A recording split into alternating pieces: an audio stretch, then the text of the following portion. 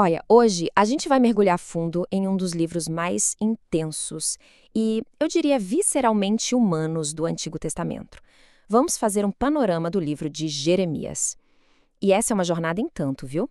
Que nos leva da escuridão do juízo até uma das promessas de esperança mais luminosas de toda a Bíblia.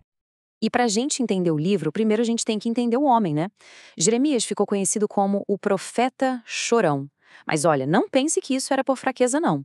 Era o apelido de um cara com o coração em pedaços que sofria não só pela mensagem dura que ele tinha que entregar, mas principalmente pela recusa do povo que ele tanto amava em escutar. Essa dor dele, nossa, ela ecoa em cada capítulo. Então, o nosso roteiro para navegar por esse livro, que é bem complexo, é este aqui. Primeiro, a gente vai ver o profeta e o tempo em que ele viveu. Depois, vamos encarar a mensagem pesada de juízo. Em seguida, a grande virada, com o livro da consolação, a promessa da nova aliança e, por fim, a gente amarra tudo com o legado e os temas centrais do livro. Então, vamos lá. Tudo começa aqui, nesse cenário super turbulento do ministério de Jeremias. Para sacar a mensagem dele, a gente precisa primeiro entender o mundo caótico em que ele estava metido, uma nação que estava, literalmente, à beira do colapso. O livro, claro, leva o nome de Jeremias, mas ele não estava sozinho. Ele teve uma ajuda crucial do seu escriba, o Baruque. E dá uma olhada nesse período de tempo, mais de 40 anos. 40 anos é uma vida inteira dedicada a proclamar uma verdade que ninguém queria ouvir, assistindo de camarote a própria nação caminhar para o desastre. E essa tabela aqui, ela captura bem o caos político daquela época. Jeremias viu o fim de uma era. A carreira dele como profeta passou pelos reinados dos 5 últimos reis de Judá. Começou com uma pontinha de esperança lá na reforma do rei Josias e terminou na catástrofe total no governo de Zedequias. Ele foi a testemunha ocular de um reino em queda livre. Ok, agora a gente vai para o coração da primeira metade do livro. E preciso avisar, é uma mensagem bem dura. Um alerta implacável sobre o juízo divino que, tragicamente, foi completamente ignorado. E esse juízo não era uma coisa aleatória, que veio do nada, sabe? Tinha raízes muito profundas no comportamento da nação. Idolatria sem fim, corrupção, injustiça social. O diagnóstico de Jeremias foi certeiro. O país estava apodrecendo por dentro. E a ameaça não era vaga, não. Ela tinha direção e nome.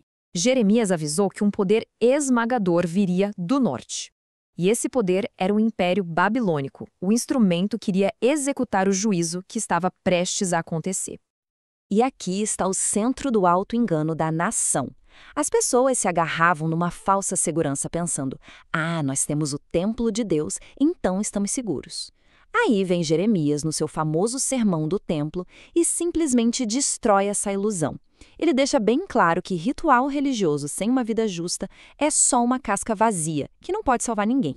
No meio de tantos avisos, Jeremias entrega uma profecia com uma precisão impressionante. O exílio na Babilônia ia durar 70 anos. E esse número, que era a duração do castigo, se tornou, paradoxalmente, a âncora da esperança para a volta para casa. E aí, exatamente quando a escuridão parece total, o livro dá uma virada dramática. A gente entra no que ficou conhecido como o livro da consolação.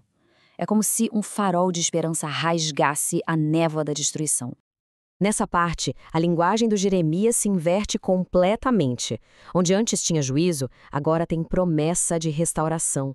Onde antes tinha exílio, agora tem a certeza do retorno. Pensa nisso.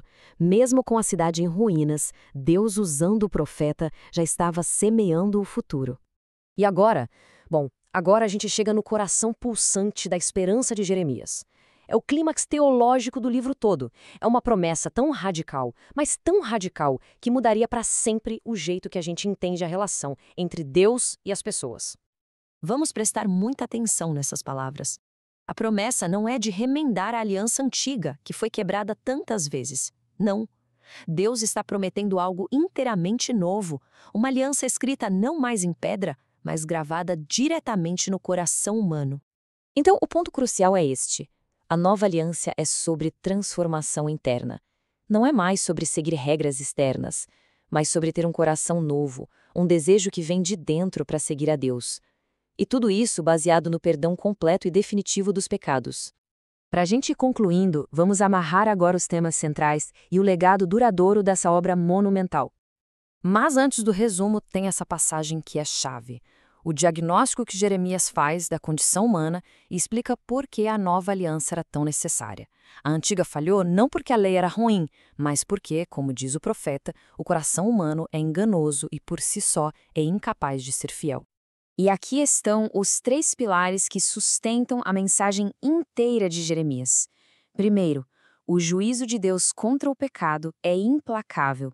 Segundo, o diagnóstico realista de que o coração humano é a raiz do problema. E terceiro, a solução cheia de graça de Deus, a promessa transformadora de uma nova aliança.